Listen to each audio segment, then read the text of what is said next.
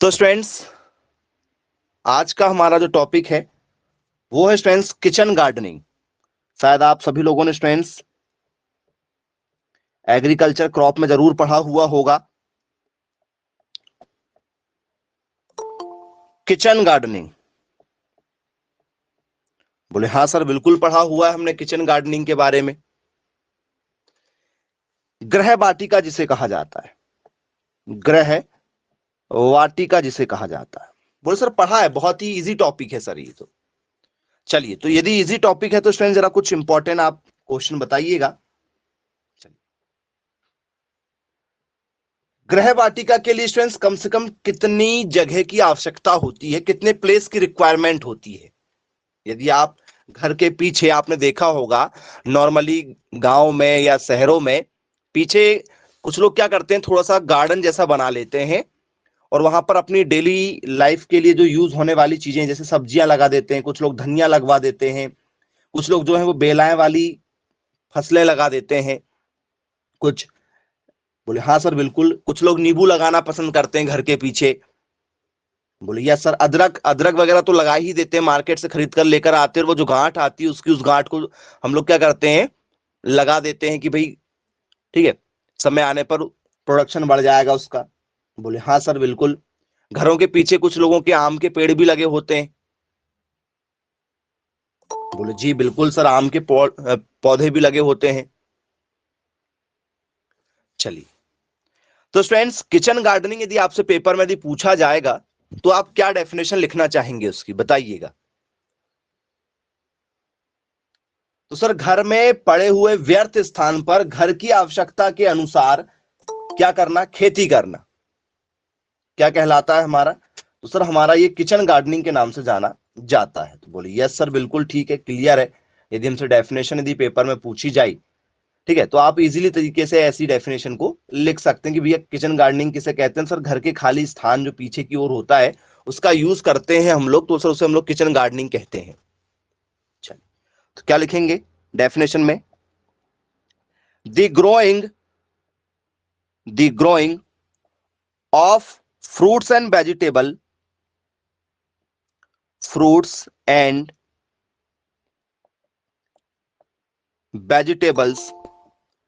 at the at the backyard मतलब घर के पीछे के स्थान में, backyard of house by using kitchen waste water, kitchen waste water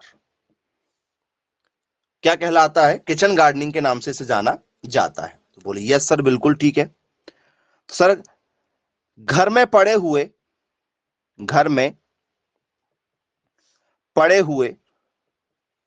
व्यर्थ स्थान पर घर की आवश्यकता के अनुसार, घर की आवश्यकता के अनुसार सब्जियां एवं फल उगाना, सब्जियों तथा फलों को लगाना, फलों को लगाना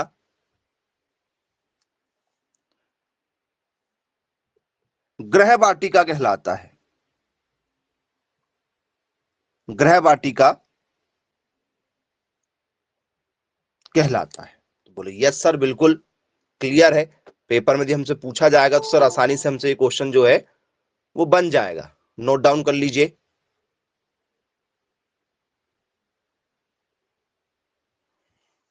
चलिए, तो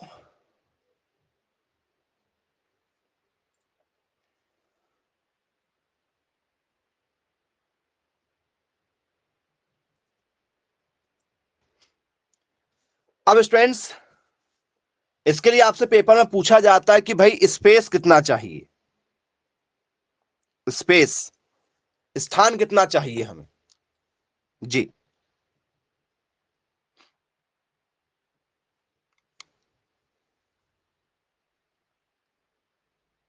गृह वाटिका चालू करने के लिए कम से कम कितने स्थान की आवश्यकता होगी?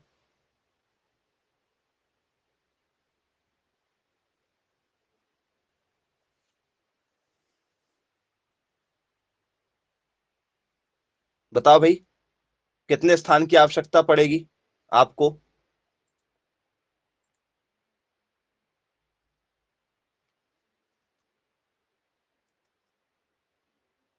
भाई बताइए, यदि आपको घर के पीछे दिए बनाना है आपके लिए, 4-5 लोगों के लिए, तो स्टूडेंट्स कम से कम हमें जो है वो 250 से लेकर 300 सेंटीमीटर का एरिया चाहिए।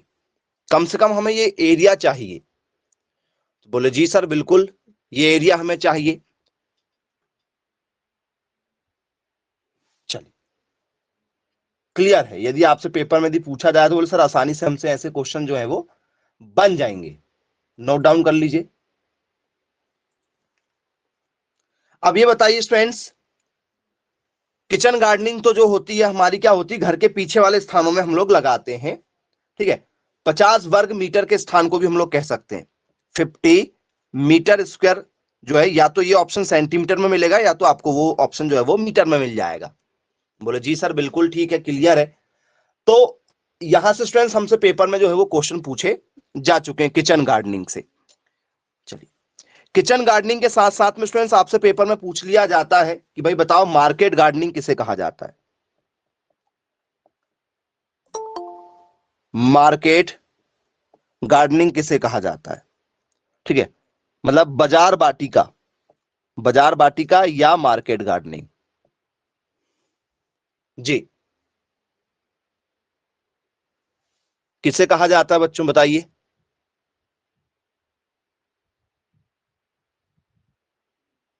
बाजार बाटिका के नाम से किसे जाना जाता है?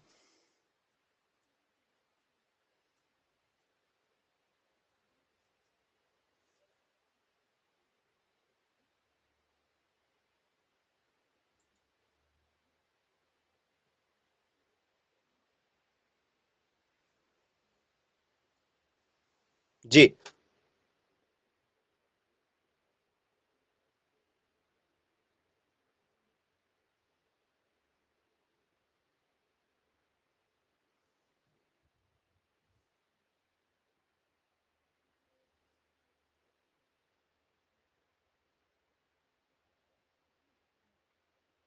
Anyone market gardening?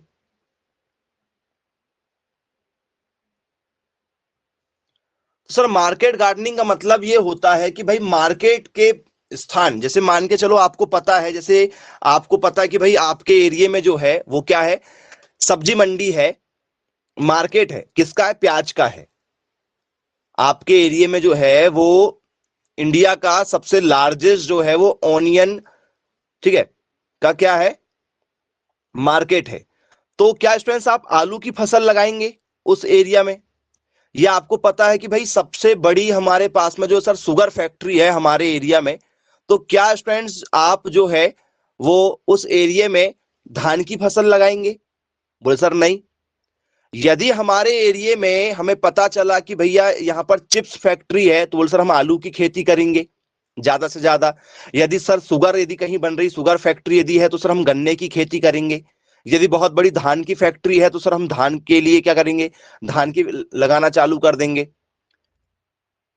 तो बोले यस सर। तो मार्केट को देखते हुए जो आप खेती करते हैं उसे मार्केट गार्डनिंग कहते हैं। तो मार्केट से 20 से 15 से 20 किलोमीटर का जो एरिया होता है, चारों तरफ का जो एरिया होता है, उसमें जो खेती करते हैं लोग बाग, वो किसको देख के करते हैं सर? वो करते हैं मार्केट को देखकर। तो बोले जी सर बिल्कुल ठीक है, क्लियर है। यदि हमसे पेपर में यदि पूछा जाएगा तो हमसे आसानी से ये जो है सर क्वेश्चन हमसे बन जाएगा। तो क्या लिखेंगे मार्केट गार्डनिंग में? जी, यदि आपसे किसी ने पूछा भैया मार्केट गार्डनिंग क्या होती है, तो हॉर्टिकल्चर, हॉर्टिकल्चर एंड फ्लोरिकल्चर, मतलब आप फ्रूट्स वेजिटेबल या कोई भी फ्लावर जो है in large scale, in large scale for supply to the urban market, to the urban markets and also for export purposes। Students आपको पता होगा, ठीक है, कि स्टूडेंट्स गोभी से ज्यादा जो आपकी क्या होती है, पत्ता गोभी, फूल गोभी होती है, इससे ज्यादा महंगी जो है वो सर ब्रोकली बिकती है। ब्रोकली उसी कुल में आता है, और फूल गोभी पत्ता गोभी के जैसे, कलीफ्लावर और कैबेज के जैसे ही होता है। लेकिन आप लोग जो है वो ब्रोकली नहीं लगाते। मशरूम जो है, ठीक है, आप मशरूम की खेती नहीं करते, उसमें प्रॉफिट है, क्यों नहीं करते? बोल सर मशरूम को बेचेंगे कहां पर, मशरूम को कहां बेचेंगे सर? सबसे बड़ी दिक्कत तो हमारे लिए यही है। आपको पता है कि भाई चंदन जो है, ठीक है, चंदन की खेती करने में भी प्रॉफिट है, आप लाइसेंस लेके चंदन लगा सकते हैं, लेकिन नहीं लगाते। आपको पता है सागौन की खेती करने में प्रॉफिट है, लेकिन आप सागौन नहीं लगाते, क्यों नहीं लगाते? बोल सर मार्केट को देखते हुए ही लगाते हैं। यदि मार्केट को देखते हुए नहीं लगाए तो सर हम बेचेंगे कहां? सबसे बड़ी दिक्कत यह होती कि आपको बेचने के लिए जहां उसकी मंडी होगी वहां जाना पड़ेगा। तो बोले यस, ये सबसे बड़ी एक समस्या होती है। तो ठीक है, मार्केट को देखते हुए, ठीक है, बाजार को देखते हुए 15 से 20 किलोमीटर की दूरी पर जो फसलें लगाई जाती हैं, जो फसलें लगाई जाती है उसे, ठीक है, मार्केट गार्डनिंग कहते हैं। मार्केट वाटिका कहते हैं। ये आपकी मार्केट वाटिका हो जाएगी। तो बोलो जी सर बिल्कुल ठीक है, क्लियर है। यदि हमसे पेपर में यदि पूछा जाएगा तो आसानी से हमसे क्वेश्चन जो है वो बन जाएंगे। चलिए, अब स्टूडेंट्स आपको पता भी है इसमें सारी की सारी सब्जियां ज्यादातर लोग लगाना चाहते हैं। बोले यस सर बिल्कुल, ठीक है, जहां पर यातायात अच्छा हो ऐसे स्थानों में लगाई जाती है कि भैया जहां से क्या हो जाए, आसानी से जो है वो फसलों को क्या किया जाए, लोड किया जाए, और आसानी से वो है वो मार्केट में बिक जाए। इसके बाद में स्टूडेंट्स आपने नाम जरूर सुना हुआ होगा, ट्रक गार्डनिंग। सुना है क्या नाम, ट्रक गार्डनिंग? बोले सर यस बिल्कुल, ट्रक वाटिका का हमने नाम सुना हुआ है। क्या होता भैया ट्रक वाटिका? ट्रक वाटिका क्या होता है, ये पेपर में कई बार पूछा जा चुका है। ट्रक वाटिका क्या होता है? ट्रक गार्डनिंग किसे कहते हैं? तो स्टूडेंट्स आपने देखा ही है मार्केट में, ठीक है, सुबह से लेके शाम 24 घंटे जो है वो सर ट्रक चल ही रहे हैं। कभी ट्रक में सर जो है वो, ठीक है, मटेरियल एक्सपोर्ट हो रहा है, कभी सर सब्जियां एक्सपोर्ट हो रही हैं, आलू प्याज, ये कभी भी एक्सपोर्ट आपने होते हुए देखा ही होगा। मार्केट में ट्रक तो कंटिन्यू चल ही रहे हैं। तो सर ट्रक जो है वो आया है फ्रेंच लैंग्वेज से, जिसका मतलब होता है लाना ले जाना। ट्रक का मतलब जो है, ट्रक आप बोलते ना, ये ट्रक जा रहा है। ट्रक जो है सामान लाने ले जाने वाली वस्तु को कहा जाता है। बोले जी सर, तो बाजार से अधिक दूरी वाले क्षेत्रों से जो हम मटेरियल सप्लाई करवाते हैं सर, वो ट्रक के द्वारा ही सप्लाई किया जाता है, और उसको हम लोग क्या करते हैं फिर स्टोर करके रखते हैं। तो आपने देखा होगा बड़े बड़े गोडाउन जो होते हैं, ठीक है, तो वहां क्या किया जाता है स्टूडेंट्स, इन चीजों को स्टोर करके रखते हैं, वो समय आने पर उसका काफी ज्यादा क्या करते हैं, लाभ कमाते हैं। तो बोले यस बिल्कुल, देखा हुआ है हमने। तो क्या लिखेंगे डेफिनेशन में? डेफिनेशन बनेगी हमारी, बाजार से अधिक दूरी, बाजार से अधिक दूरी वाले क्षेत्रों में की जाने वाली की जाने वाली खेती को ट्रक गार्डनिंग कहते हैं। ट्रक गार्डनिंग कहते हैं। बोले जी सर बिल्कुल ठीक है, इसे ट्रक गार्डनिंग के नाम से जाना जाता है।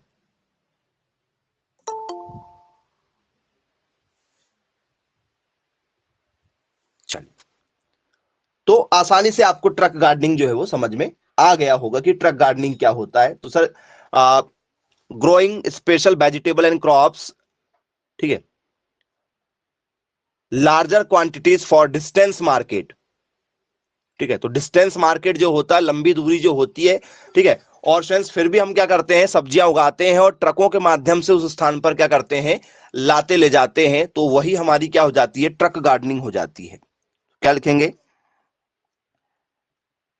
It is the method, it is the method growing special, growing special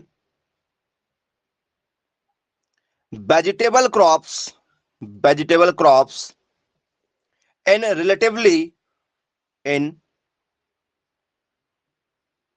relatively larger quantity, larger quantities for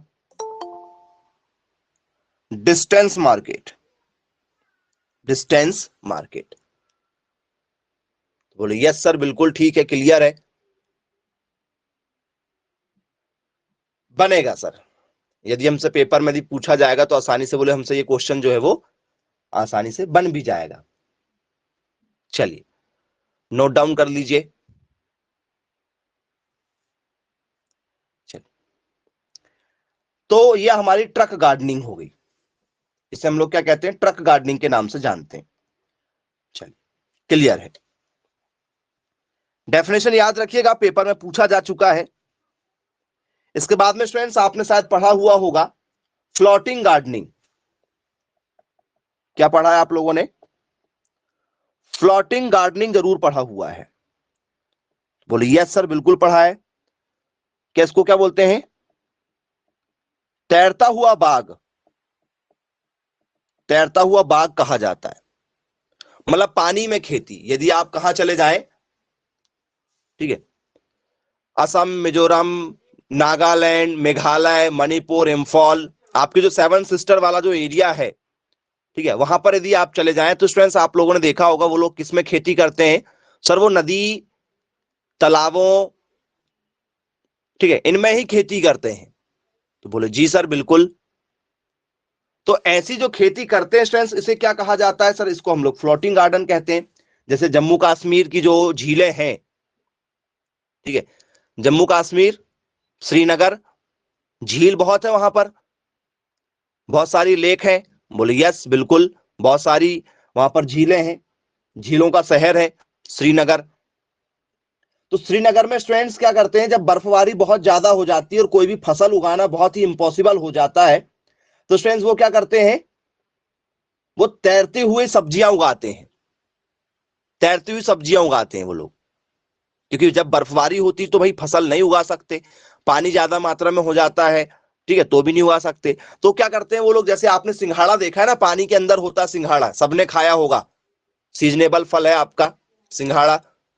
बोले यस बिल्कुल खाया है। तो ये क्या है सर, पानी के अंदर ही तो होते हैं। तो पानी के अंदर जो होने वाली आपकी क्या है, ठीक है, सब्जियां हैं, उनको इसके माध्यम से उगाया जाता है। तो बोले जी सर बिल्कुल ठीक है, क्लियर है, ठीक है। तो झीलों, तालाबों, ठीक है, या नदियों, नदियों में की जाने वाली खेती, में की जाने वाली खेती को, ठीक है, फ्लोटिंग, को फ्लोटिंग, ठीक है, गार्डनिंग कहते हैं, फ्लोटिंग गार्डनिंग कहते हैं। बोले जी सर बिल्कुल ठीक है, फ्लोटिंग गार्डनिंग के नाम से इसे जाना जाता है। यदि हमसे पेपर में यदि पूछा जाएगा तो आसानी से क्वेश्चन जो है वो हमसे बन जाएगा। जी नोट डाउन कर लीजिए स्टूडेंट्स, लगातार पेपर में यहां से हमसे क्वेश्चन पूछे जा चुके हैं, यदि आएगा तो आप लोगों से बनना चाहिए। चलिए ठीक है,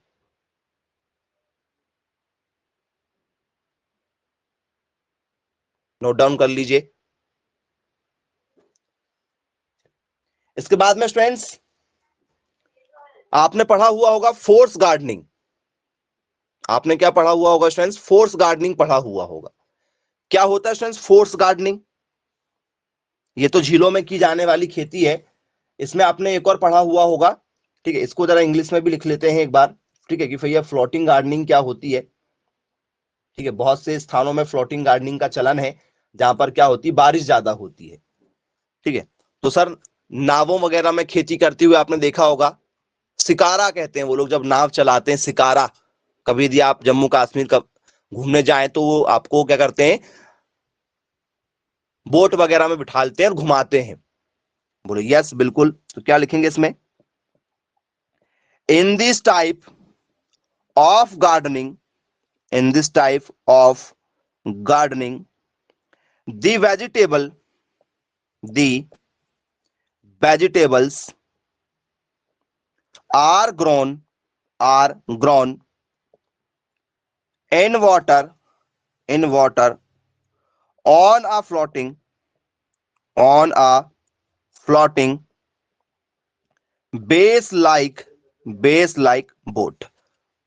बोले यस सर बिल्कुल ठीक है, वो लोग नाव लेकर जाते हैं पानी में और वहीं से क्या करते हैं, ठीक है, अपना प्रोडक्शन को सप्लाई करते हैं इधर से उधर। बोले यस सर बिल्कुल क्लियर है। तो ये कश्मीर वाला, जम्मू कश्मीर वाला एरिया में ज्यादातर होती है। चलिए अब स्टूडेंट्स इसके बाद में, फ्लोटिंग गार्डनिंग के बाद आपसे पेपर में पूछा जाता है कि भाई बताइए, ठीक है, फोर्स गार्डनिंग किसे कहते हैं? फोर्स गार्डनिंग किसे कहते हैं? फोर्स गार्डनिंग मतलब होता है बेमौसम खेती, बेमौसमी खेती। क्या होता भैया बेमौसमी खेती का मतलब?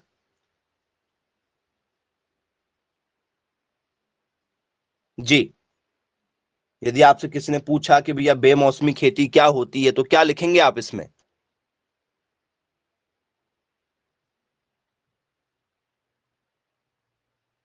एनीवन? तो सर बेमौसमी खेती में आपसे पेपर में पूछा जाता है जबरदस्ती वाली खेती। ऐसा थोड़ी होता जबरदस्ती वाली खेती। सर बेमौसमी खेती सबसे ज्यादा चलन में आज के समय में यही है। तो बोले सर सीजन ना होते हुए भी उस फसल को उगा लेना, सीजन ना होते हुए भी उस फसल को उगाते हैं हम। बोले हाँ बिल्कुल करते हैं, बिल्कुल करते हैं। तो कृत्रिम वातावरण उत्पन्न करके, कृत्रिम वातावरण उत्पन्न करके, उत्पन्न करके बिना मौसम, बिना मौसम के ही, बिना मौसम के ही सब्जियां उगाना, बिना मौसम के ही सब्जियां उगाना या उगाया जाना, उगाना। ठीक है, बस ये इसकी क्या है, ये इसकी डेफिनेशन हो जाएगी। बोले यस सर बिल्कुल ठीक है, क्लियर है। तो फोर्स गार्डनिंग आपके लिए इजी हो जाएगा कि भैया हम बलपूर्वक ऐसी खेती कर रहे हैं। बोले यस सर बिल्कुल ठीक है। Sir outside of its natural growing season, ठीक है, क्या लिखेंगे इसमें? क्या होगा, कैसी खेती की जाएगी भाई इसमें? यदि आपसे फोर्स गार्डनिंग पेपर में यदि पूछ लिया जाए तो सर एक प्रकार की ये टेक्निक है हमारी। ठीक है, ये क्या हमारे पास में सर टेक्निक है। तो the technique of creating more space, more space, ठीक है, कंफ्यूजन कंफ्यूजन, ठीक है। आउट सीजन लिख सकते हैं क्या, ये आउट सीजन में होती है या इसका कोई सीजन होगा, बताओ। आउट सीजन लिख दें कि भैया ये आउट सीजन हो जाती है, या ना लिखें, बताइए।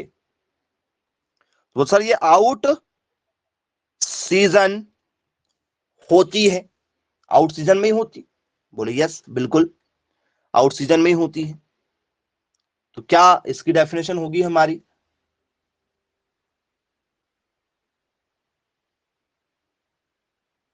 क्या लिखें इसमें, sir out season is also called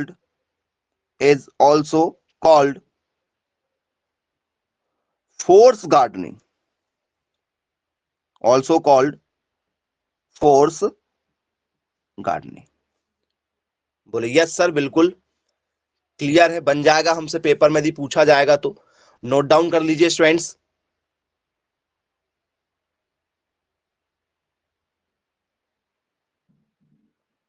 चलिए, तो और दूसरे तरीके से यदि हम इसमें लिखना चाहें तो हम ये भी लिख सकते हैं, ठीक है। एक और डेफिनेशन इसकी क्या बन सकती है हमारी, भैया डेफिनेशन ये है हमारी कि vegetable are produced out of the normal season of outdoor production under forcing structure. ऐसा भी हम लोग इसमें क्या कर सकते हैं, डेफिनेशन के थ्रू लिख सकते हैं। चलिए, तो बच्चों इसके एग्जांपल मुझे कोई देना चाहता है, फोर्सिंग गार्डनिंग आप कैसे करते हो, फोर्स गार्डनिंग कैसे करते हो, एग्जांपल, कुछ एग्जांपल यदि आपको याद हो जो आप बताना चाहें तो बिल्कुल बता सकते हैं। ध्यान नहीं, फोर्सिंग गार्डनिंग आप कैसे करते हो, वेरी गुड वेरी गुड, चलो एक आंसर आया भाई, पॉली हाउस, वेरी गुड बेटा, बहुत बढ़िया, पॉली हाउस के माध्यम से किया जाता है। पॉली हाउस वो आपने देखा होगा, ग्रीन हाउस, पॉली हाउस बनाते हैं हम लोग, शेड बनाते हैं ना, खेतों में शेड बनाते हैं, घर बनाते हैं एक, उसमें टेम्परेचर मेंटेन करते हैं। तो बोलिए यस सर, पॉली हाउस हो गया, ग्रीन हाउस हो गया हमारा, हरित प्रवाह, ठीक है, ग्रीन हाउस या हरित हाउस कह सकते हो उसको, या हरित प्रवाह कह सकते हो, बोलिए यस। ग्लास हाउस, जो बड़े बड़े शहर होते हैं, बड़ी बड़ी कंपनियां होती हैं, वो ग्लास लगा के, कांच की ग्लास लगा के उसके बीच में क्या कर लेते हैं, खेती कर लेते हैं, और वो शो भी बहुत अच्छा होता है, ठीक है। तो स्टूडेंट्स क्या करते हैं, वो कांच हाउस बनाते हैं, टेम्परेचर मेंटेन कर लेते हैं, उसमें एसी लगा होता है, एग्जॉस्ट लगे होते हैं जो अंदर की हवा को क्या करते हैं, मेंटेन करके रखते हैं। जिस टेम्परेचर पर उसको सेट करना उस टेम्परेचर पर सेट करके वो फसल उगा सकते हैं। गर्मी के मौसम में यदि उनको ठंडी की फसलें उगाना तो वो टेम्परेचर मेंटेन करके उसको उगा सकते हैं। तो बोले जी सर बिल्कुल क्लियर है, पेपर में यदि हमसे पूछा जाएगा तो आसानी से हमसे क्वेश्चन बन जाएगा। नोट डाउन कर लीजिए, यहां से आपसे पेपर में क्वेश्चन पूछे जा चुके। चलिए, अब इसमें स्टूडेंट्स ये तो आपकी क्या हो गई सर, गार्डनिंग के हमारे तरीके हो गए हैं, ये हमारे सबके सब क्या हो गए सर, गार्डनिंग के तरीके हो गए। अब इन्हीं से पर बेस्ड एक ऐसे क्वेश्चनों की स्टूडेंट्स हम आपसे शुरुआत कर रहे हैं जो आपको बनना ही चाहिए, लगातार पेपर में पूछे जाने वाले टॉपिकों में से एक इंपॉर्टेंट टॉपिक है आपका। चलिए, तो क्या स्टूडेंट्स हमारा पेपर में पूछा जाता है, निर्जमीकरण क्या होता है, निर्जमीकरण जिसे हम लोग बोलते हैं स्टेरलाइजेशन। जी, डबल एल नहीं सिंगल एल, स्टेरलाइजेशन क्या चीज होती है बच्चों, स्टेरलाइजेशन, निर्जमीकरण किसे कहा जाता है। जी, एनीवन कोई बताना चाहता तो बिल्कुल बताइए, स्टेरिलाइजेशन क्या चीज होती है।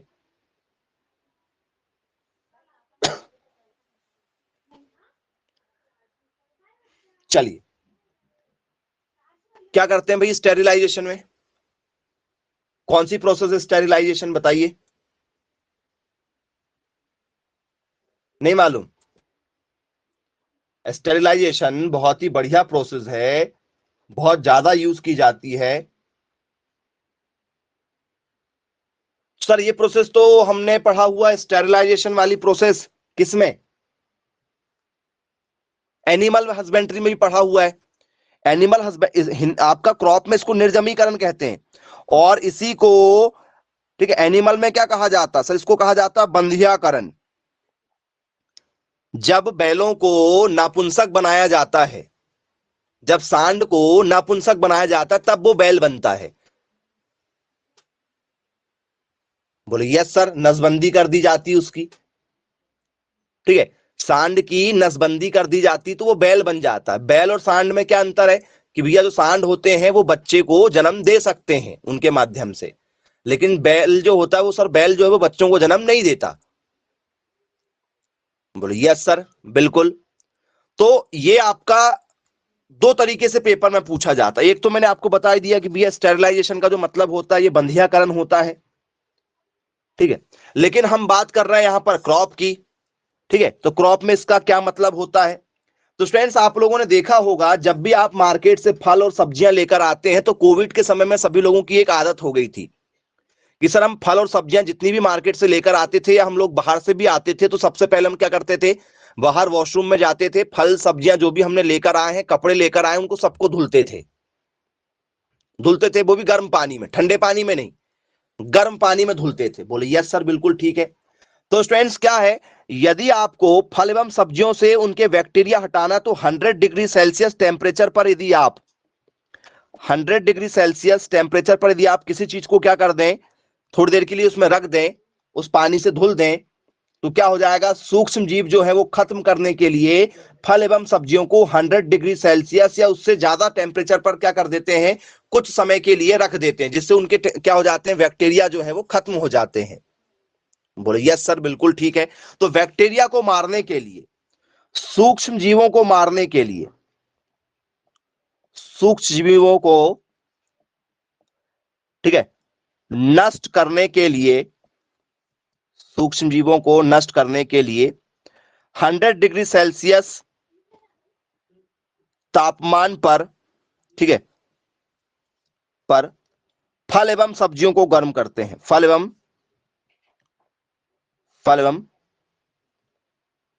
सूक्ष्म जीवों को नष्ट करने के लिए 100 डिग्री टेम्परेचर पर फल एवं सब्जियों को रखते हैं।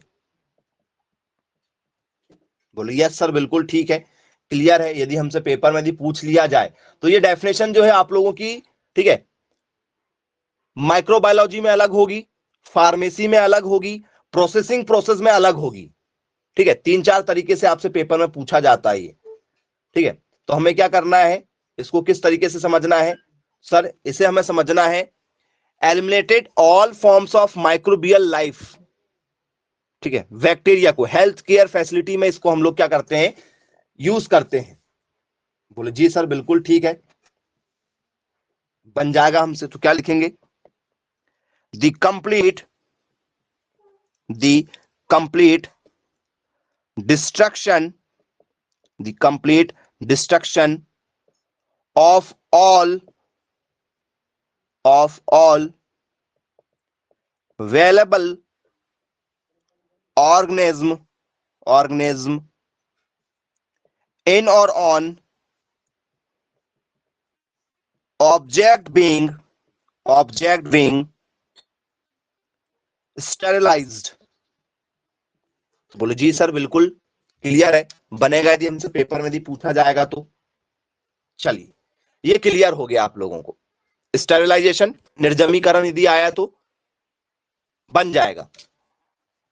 चलिए, निर्जमीकरण के बाद में स्टूडेंट्स आपसे पेपर में पूछ लिया जाता है कि भाई बताइए, ठीक है, पाश्चुरीकरण, शायद ये टॉपिक भी आपने जरूर सुना ही होगा।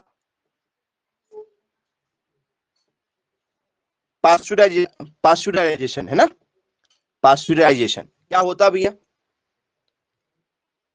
सब टॉपिक पेपर में आ चुके हैं, ये लगातार पेपर में आने वाले टॉपिक हैं। पाश्चुरीकरण क्या कहलाता है या पाश्चुराइजेशन क्या कहलाता है, जी आइडिया यदि हो कुछ तो बताइए।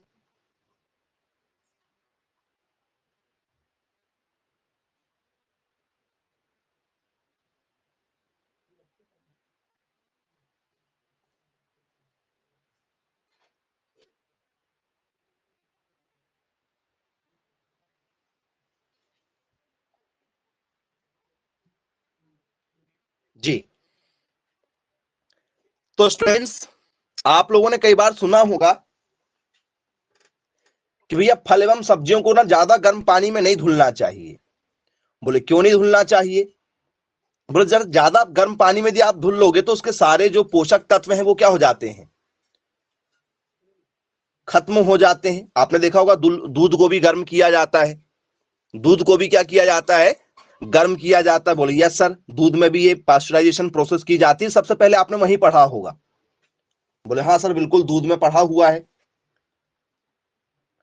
रोगजनक जो उसमें बैक्टीरिया पनपने वाले हैं सिर्फ ये उसको खत्म करता है, लेकिन जो निर्जमीकरण है, स्टेरिलाइजेशन है, वो अच्छे वाले बैक्टीरिया और जो बीमार करने वाले बैक्टीरिया हैं वो दोनों को, गुड और बैड दोनों बैक्टीरिया को वो खत्म कर देता है। पास्चराइजेशन जो है वो हमने मिल्क में देखा है कि भैया मिल्क में यदि जो कुछ हानिकारक तत्व आ चुके हैं उसको नष्ट कर देगा, इसलिए हमेशा गर्म करते हैं हम लोग दूध को एक निश्चित टेम्परेचर पर।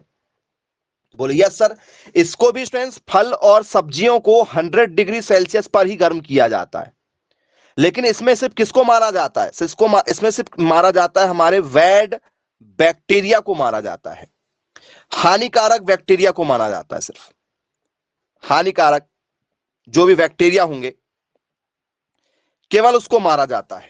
तो बोले जी सर बिल्कुल ठीक है, क्लियर है, बन जाएगा यदि हमसे पेपर में यदि पूछा जाएगा तो केवल हानिकारक बैक्टीरिया को। चलिए, और स्टेरिलाइजेशन में क्या होता है, निर्जमीकरण में क्या होता है, तो सर वो हानिकारक भी, ठीक है, और आपके जो मुख्य यूज वाले बैक्टीरिया भी, जैसे आप लोग दही खाते हैं।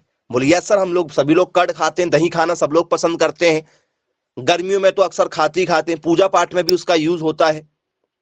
लेकिन यदि आप माइक्रोस्कोप से देखेंगे दही को, ठीक है, तो आप कभी जीवन भर नहीं खा पाएंगे। क्यों? क्योंकि उसमें बैक्टीरिया घूमते, जैसे आप लोगों ने देखा होगा नाली में, एक नालियों में जो कीड़े वगैरह क्या होते हैं आपके, बैक्टीरिया घूमते हैं, कीटाणु वगैरह, जम्स वगैरह, वो एडवर्टाइज में भी देखा होगा आप लोगों ने। बोले हाँ सर देखा एडवर्टाइज में। तो उसमें कैसे घूमते हैं वो लोग, ऐसे ऐसे बैक्टीरिया नहीं घूमते, जम्स वो हाथों में दिखाते हैं, सोप वगैरह की जो एडवर्टाइज आती है, साबुन वगैरह की। बोले यस सर। तो स्टूडेंट्स, इसमें बैक्टीरिया पाए जाते हैं, लेकिन जो दही में जो बैक्टीरिया पाया जाता है लैक्टोबैसिलस, वो हमारे लिए क्या होता है, अच्छा होता है। तो यदि स्टूडेंट्स आपसे कहा जाए कि भैया स्टेरिलाइजेशन प्रोसेस करना है, तो वो अच्छे वाले बैक्टीरिया भी मार देगा और आपसे क्या मार देगा सर, बुरे वाले बैक्टीरिया भी मार देगा। तो बोले यस सर बिल्कुल ठीक है, क्लियर है, यदि हमसे पेपर में यदि पूछा जाएगा तो हमसे आसानी से जो है वो सर क्वेश्चन यहां से जो है वो बन जाएंगे। नोट डाउन कर लीजिए स्टूडेंट्स। चलिए, क्लियर है। तो ये सिर्फ किसको मारता सर, ये केवल बैड बैक्टीरिया को ही मारता है, सिर्फ बैड बैक्टीरिया को मारेगा। बोले यस बिल्कुल क्लियर है, बन जाएगा पेपर में यदि हमसे पूछा जाएगा तो। पास्चराइजेशन, चलिए, पास्चराइजेशन के बाद में स्टूडेंट्स हमसे पेपर में पूछा जाता है कि भाई बताइए फ्रीजिंग क्या चीज होती है। फ्रीजिंग, जी, फ्रीजिंग क्या होती है, क्या होती है स्टूडेंट्स फ्रीजिंग आपकी? फ्रीजिंग में क्या किया जाता है? आपने देखा होगा स्टूडेंट्स आलू को, ठीक है, कोल्ड स्टोरेज में रखते हैं, सुना है कोल्ड स्टोरेज? बोले हाँ सर, आलू को, प्याज को, लहसुन को, इनको हम लोग सबने कोल्ड स्टोरेज वगैरह में देखा है, देखा है, नाम सुना है कोल्ड स्टोरेज आलू को रखते हुए? बोले हाँ जी सर बिल्कुल।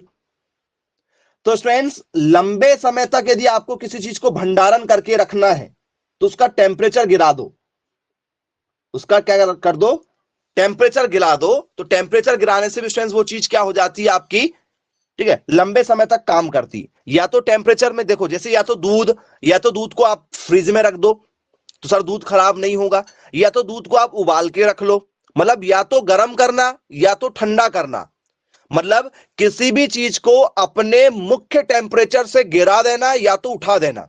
मतलब दूध का यदि टेम्परेचर हमने नॉर्मल कहा कि भैया रूम टेम्परेचर हमारा जो है वो 32 डिग्री सेल्सियस चल रहा है अभी, तो यदि दूध का टेम्परेचर, यदि मिल्क का टेम्परेचर यही रखा जाए 32 डिग्री ही, दूध के नॉर्मल आपने दूध लाया और घर में रख दिया, तो सर वो रूम टेम्परेचर पर डिपेंड कर रहा है, वो खराब हो जाएगा।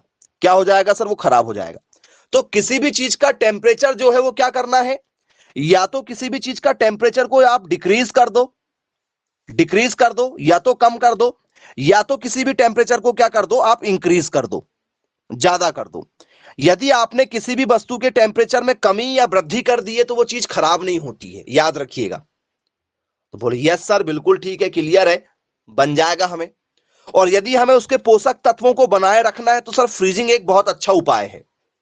फ्रीजिंग जो है वो एक अच्छा उपाय है, लेकिन ये टेम्पररी मेथड है, परमानेंट मेथड नहीं है। तो स्टूडेंट्स ये पोटैटो में की जाती है, किसमें की जाती है सर, पोटैटो में की जाती है, आलू में की जाती है। बोले यस सर बिल्कुल ठीक है, आलू में इस विधि का यूज करते हैं।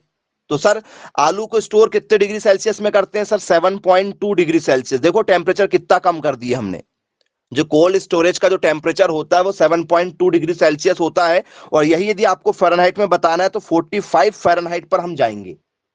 बोले जी सर बिल्कुल क्लियर है, बन जाएगा। और नॉर्मल जो कोल्ड स्टोरेज आपका होता है स्टूडेंट्स, तो नॉर्मल जो कोल्ड स्टोरेज होता है उसका जो टेम्परेचर होता है, ठीक है, जो कूल स्टोरेज कहते हैं हमसे हम लोग, या कोल्ड कहते हैं, कोल्ड या कूल जो भी लिखना चाहो, तो स्टूडेंट्स इनका जो टेम्परेचर होता है स्टूडेंट्स वो 15 डिग्री सेल्सियस से ज्यादा नहीं रखते।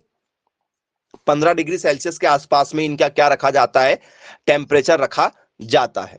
बोले जी सर बिल्कुल ठीक है, क्लियर है, बन जाएगा हमसे यदि पेपर में यदि पूछा जाएगा तो। चलिए, आई होप आप सभी लोगों को जो है वो समझ में आ गया होगा। अब स्टूडेंट्स इसी में आपसे पेपर में पूछा जाता है, ठीक है, गहन प्रशीतन, गहन प्रशीतन या क्राय प्रिजर्वेशन क्या है, ये क्या चीज होती है?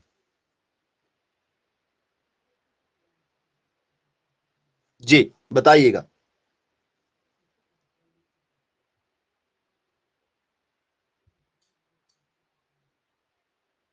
क्या चीज होती है? जी शायद कभी ना कभी आप लोगों ने इसके बारे में पढ़ा हुआ होगा, बताइए क्या कहते हैं इसे हम लोग, किसी को नहीं मालूम? अच्छी बात है भाई, नहीं मालूम कोई दिक्कत नहीं।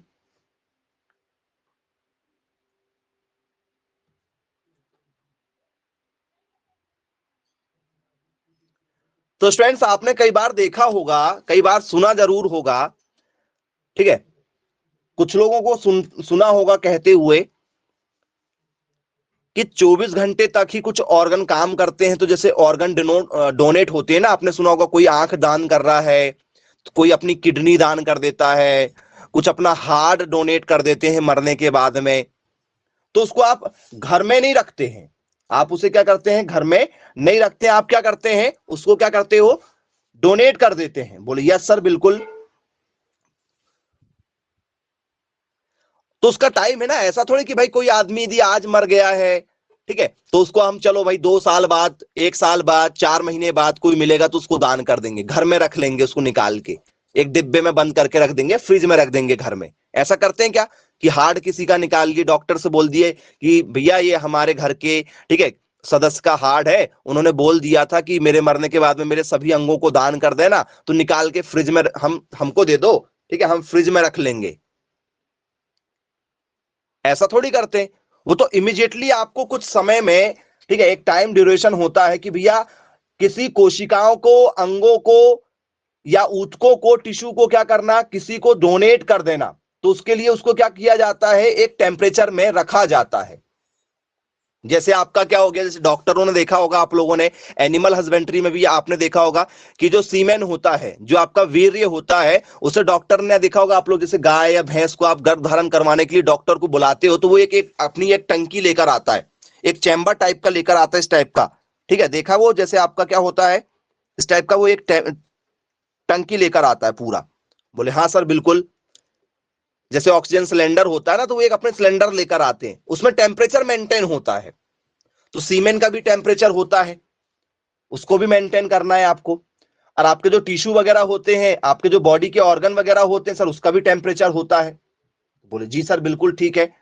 तो स्टूडेंट्स बस यही आपको समझाना था। इसे हम लोग दूसरे तरीके से किस नाम से जानते हैं? तो सर इसे हम लोग बोलते हैं क्रायो प्रिजर्वेशन। क्या कहते हैं इसे हम लोग?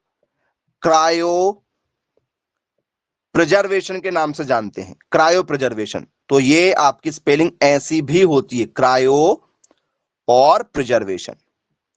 बोले जी सर बिल्कुल क्लियर है, बन जाएगा यदि आपसे पेपर में यदि पूछा जाएगा तो। चलिए वेरी गुड। तो क्या लिखें स्टूडेंट्स इसमें डेफिनेशन में? जी, किस चीज को? सर लिक्विड नाइट्रोजन का यूज किया जाता है। इसको स्टोर करने के लिए क्या करते हैं भैया? वो जो टेम्परेचर मेंटेन करता है वो क्या होता है सर? लिक्विड नाइट्रोजन होता है। वो जो चैम्बर होते हैं ना उनके, जिसमें वो रख कर लेकर आते हैं, जैसे वो सीमेंट लेकर आ रहे हैं गायों को भैंसों को गर्भ धारण करवाने के लिए, या जो ऑर्गन एक जगह से दूसरी जगह जा रहे हैं, तो वो क्या किस में लेकर जाते हैं? तो सर वो लिक्विड नाइट्रोजन होता है। अब यदि आपके घरों में आसपास में कहीं भी यदि कोई डॉक्टर वगैरह यदि आ जाए, ठीक है, तो उससे पूछिएगा कि भैया जो आप जो जो लेकर आए हैं ना सिलेंडर, इसमें क्या है? तो बोलेंगे सीमेन है। तो इसमें कौन सी गैस होती है? तो यदि वो पढ़े लिखे होंगे तो वो आपको जवाब दे देंगे कि इसमें लिक्विड नाइट्रोजन का यूज किया जाता है, तरल नाइट्रोजन का यूज किया जाता है, तरल नाइट्रोजन का यूज करते हैं। बोले यस सर बिल्कुल ठीक है। -196 डिग्री सेल्सियस पर, नेगेटिव देखो कितना है, -196 डिग्री सेल्सियस। तो बोले जी सर बिल्कुल ठीक है, क्लियर है, यदि हमसे बनेगा तो आसानी से आप इसको हैंडल कर सकते हैं। जी, तो बायोलॉजिकल जो हमारे क्या होते हैं, इसमें क्या प्रिजर्व किया जाता है भैया? नाम में लिखा हुआ है प्रिजर्वेशन, तो क्या प्रिजर्व करोगे आप लोग इसमें बताओ? किस चीज को प्रिजर्व किया जाता है? ठीक है, किस चीज को क्या किया जाता है इसमें? ठीक है, प्रिजर्व करके रखा जाएगा, बताओ किसका संरक्षण किया जाएगा इसमें? तो सर इसमें संरक्षित किया जाता है ऑर्गन। ठीक है, इसमें संरक्षित क्या किया जाता है सर? इसमें संरक्षित किया जाता है हमारे ऑर्गन, सेल्स, जानवरों के हो चाहे इंसानों के हो, टिश्यू, टिश्यू किया जाता है। बोले यस सर बिल्कुल ठीक है। आपका जो स्पर्म है उसको किया जाता है। तो बोले यस सर बिल्कुल ठीक है। मतलब आपकी क्या हो गई इसमें? सर इसमें हमारी हो गई कोशिका, कोशिका हो गई, हमारे बॉडी के ऊतक वगैरह हो गए, हमारे बॉडी के ऑर्गन वगैरह हो गए, मतलब अंग वगैरह हो गए, या हमारे वीर्य वगैरह हो गए। इन चीजों को क्या करते हैं? संरक्षित करते हैं। तो बोले जी सर बिल्कुल ठीक है। हाँ, आंखें हो गई, ऑर्गन मतलब सारे अंग, अंग में सारे अंग आ जाएंगे, आपके सारे ऑर्गन आ जाएंगे बॉडी के। चलिए, आई होप स्टूडेंट्स ये टॉपिक आपको क्लियर हो गया होगा। यहां से लगातार पेपर में जो है वो कई बार क्वेश्चन पूछे जा चुके हैं, बनेंगे। किसी को कोई डाउट है, कुछ पूछना चाहे तो आप बिल्कुल पूछ लीजिए, नहीं पूछना है तो चलिए ठीक है स्टूडेंट्स, आज की क्लास को यहीं समाप्त करते हैं। Bye bye, take care.